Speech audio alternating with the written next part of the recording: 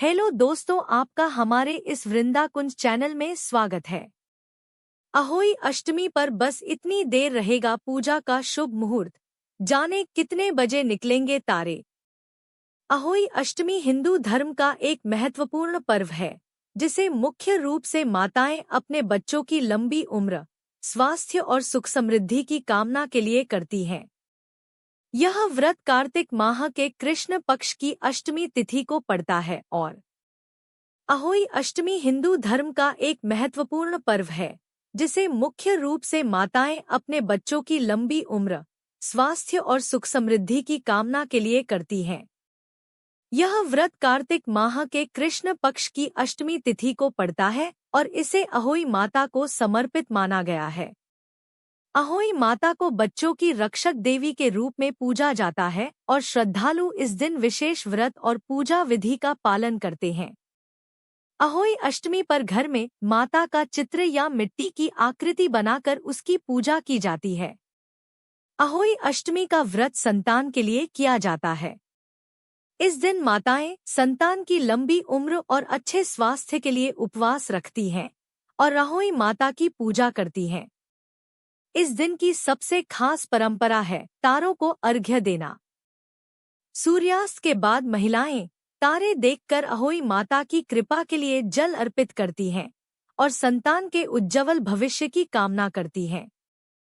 व्रत के दौरान अहोई कथा का पाठ करना भी अनिवार्य माना जाता है, जिसमें माता के चमत्कार और उनके भक्तों की रक्षा की कहानियां सुनाई जाती हैं। आइए जानते हैं, इस वर्ष अहोई अष्टमी कब है, पूजा विधि और शुभ मुहूर्त।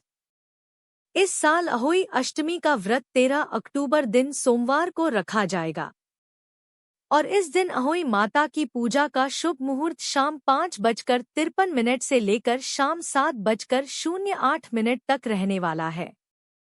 हर साल कार्तिक कृष्ण अष्टमी तिथि को अहोई अष्टमी का व्रत रखा जाता है।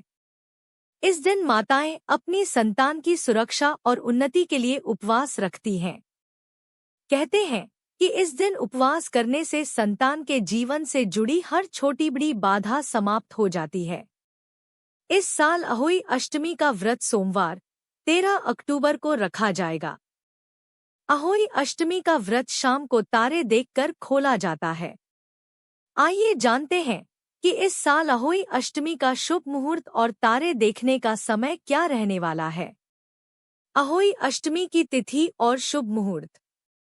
हिंदू पंचांग के अनुसार इस साल कार्तिक कृष्ण अष्टमी 13 अक्टूबर को दोपहर 12:24 बजे से लेकर 14 अक्टूबर को सुबह 11:09 बजे तक रहने वाली है। ऐसे में अहोई अष्टमी का व्रत 13 अक्टूबर को रखा जाएगा और इस दिन अहोई माता की पूजा का शुभ मुहूर्त शाम 5:53 से लेकर शाम 7:08 तक रहने वाला है। यानी पूजा के लिए आपको करीब 1 घंटा 14 मिनट का समय मिलने वाला है। अहोई अष्टमी पर कब निकलेंगे तारे। अहोई अष्टमी के दिन माताएं पूरे दिन भूखी प्यासी रहकर अपनी संतान की उन्नति और दीर्घायु के लिए उपवास रखती हैं। यह उपवास शाम के समय तारे देखकर खोला जाता है। माताएं तारों को देखकर अर्घ्य देती हैं और अपनी संतान की सलामती की दुआएं करती हैं। दृक पंचांग के अनुसार इस साल अहोई अष्टमी पर तारे निकलने का समय शाम 7:32 है। अहोई अष्टमी की पूजन विधि। अहोई अष्टमी के दिन सुबह स्नानादि के बाद साफ सुथरे कपड़े पहनें। इसके बाद व्रत का संकल्प लें। इस दिन पूजा स्थल पर गंगाजल छिड़ककर उसे पवित्र कर लें और फिर दीवार पर कुमकुम से अहोई माता का चित्र बनाएं। अहोई माता के सामने घी का दीपक जलाएं और उन्हें फल, फूल, मिठाई आदि अर्पित करें। फिर दोपहर को आस पड़ोस की महिलाओं के साथ बैठकर अहोई अष्टमी की कथा सुनें। अहोई अष्टमी व्रत कथा।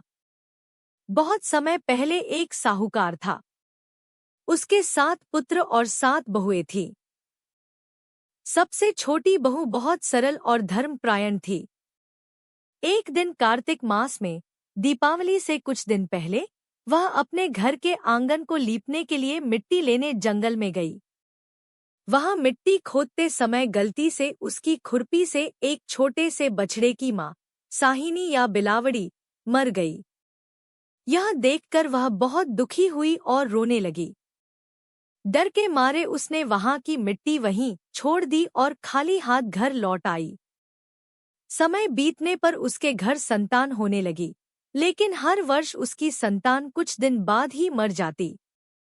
दुख से व्याकुल होकर उसने एक दिन जंगल जाकर रो रो कर भगवान से प्रार्थना की, हे भगवान, मुझसे जो अनजाने में अपराध हुआ है उसकी क्षमा करें। मेरी संतान को लंबी आयु दे।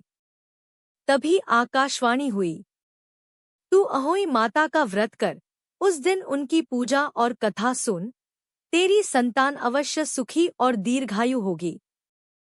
तब से उसने श्रद्धा और विश्वास के साथ अहोई माता का व्रत किया। अगली बार जब उसे संतान हुई, वह स्वस्थ रही और दीर्घायु हुई। उस दिन से यह व्रत माताएं अपने बच्चों की लंबी उम्र और सुख के लिए करने लगी। व्रत का महत्व। इस व्रत से संतान की रक्षा होती है, परिवार में सुख, समृद्धि और सौभाग्य बढ़ता है, मातृत्व सुख की प्राप्ति होती है, अनजाने में हुए दोषों की क्षमा मिलती है। फिर शाम को पुन देवी के सामने दीपक प्रज्वलित करें और हलवापूरी आदि का भोग लगाएं।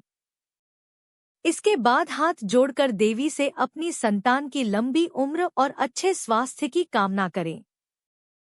इसके बाद एक पात्र में जल लें और शाम को तारे निकलने के बाद अर्घ्य दें। फिर घर में किसी बुजुर्ग के पैर छूकर उनका आशीर्वाद लें। आप चाहे तो व्रत के बाद सामर्थ्य के अनुसार किसी गरीब, जरूरतमंद को दान दक्षिणा दे सकते हैं।